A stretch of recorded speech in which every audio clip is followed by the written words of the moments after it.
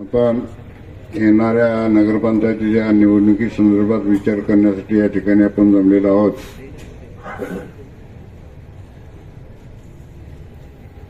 माझे मित्र कैलास श्रीरामभाऊ पाटील यांचा विचार घेऊन पुढे वाटचाल करणारे आपण सर्वजण आणि खऱ्या अर्थानं त्यांचा वारसा पुढे चालवण्यासाठी, त्यांचा विचार चालवण्यासाठी सदैव प्रयत्न करणारे त्यांचे बंधू भारताच्या बापू आणि युवकांना एक नवीन नेतृत्व मिळालेले आपले सौरभ भैया आज या ठिकाणी उद्याची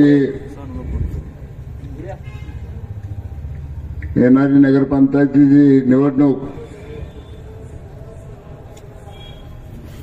चांगल्या पद्धतीने जिंकण्यासाठी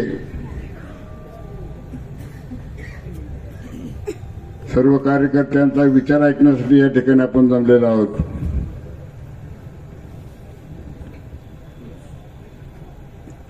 या ठिकाणी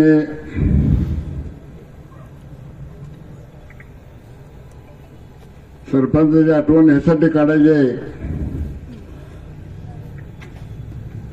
कारण त्यांचा विचार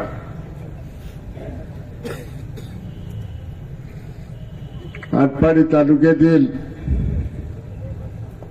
गोरगरीब जनतेला न्याय मिळावा, त्यांचा विकास व्हावा अशा दृष्टीने त्यांचा विचार होता. तो विचार पुढे चालवण्यासाठी आपला नगरपंचायत पाहिजे. नगरपंचायत जिंकायचे म्हणजे कशासाठी जिंकायचे? रामभाऊ पाटलांचा विचार पुढे नेण्यासाठी आपल्याला नगरपंचायत जिंकायचे.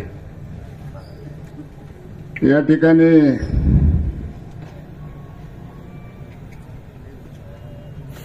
माझा आणि सरपंचाचा त्याचे साक्षीदार या ठिकाणी बापू आहेत.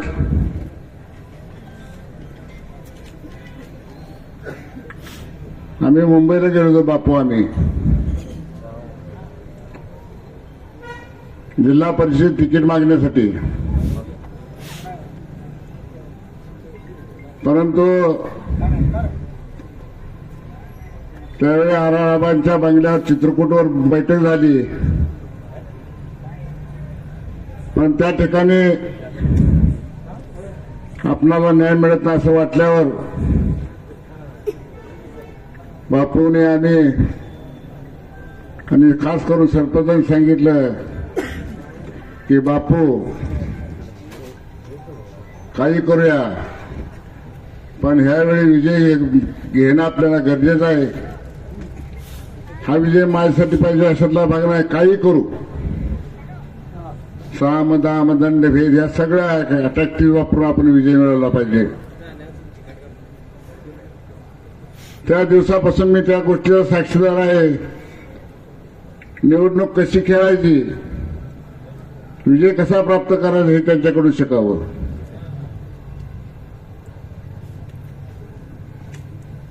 सर्वांनी आपण प्रयत्न केला.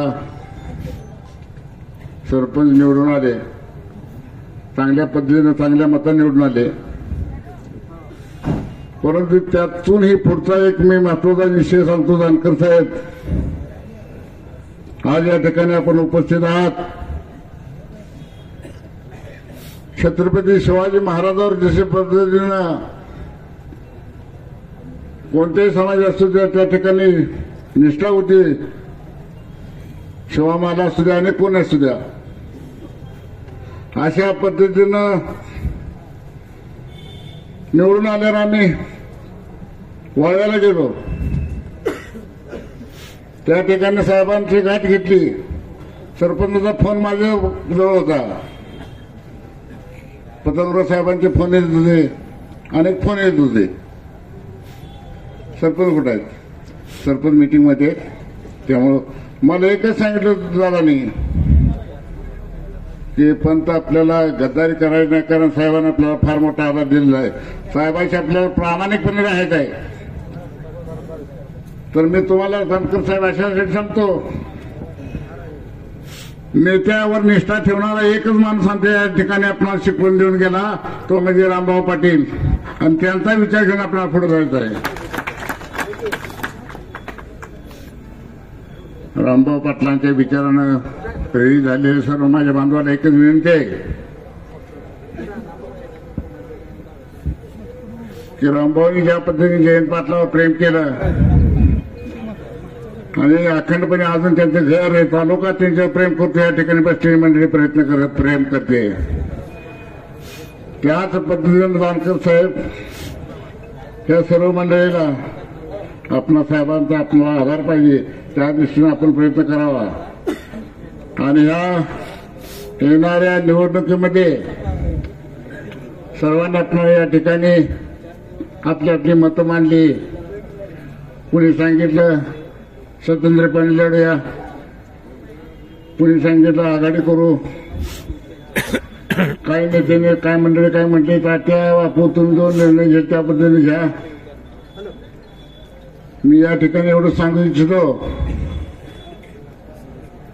काही गोष्टी सभेत बोलायच्या असतात, काही गोष्टी तहात बोलायच्या असतात, काही गोष्टी गुप्त ठरवायच्या असतात. तात्या बापू सर्व मंडळी या ठिकाणी आपली जी कमिटी असेल त्यांनी ठरवावं. पण या वेळेला विजयी होणं फार गरजेचं आहे. मी आटपाडी तालुक्याच्या पेठेत फिरत असताना काही मंडळीने मला बोलले, जितू भाऊ तुम्ही मगाशी म्हटलं की हे सगळं आपण हे करू, बरोबर आहे, तुमची ईर्ष्या बरोबर आहे, परंतु मी या ठिकाणी फोटोकडे बघून सांगतो, तुम्ही तात्या बापू एक करा,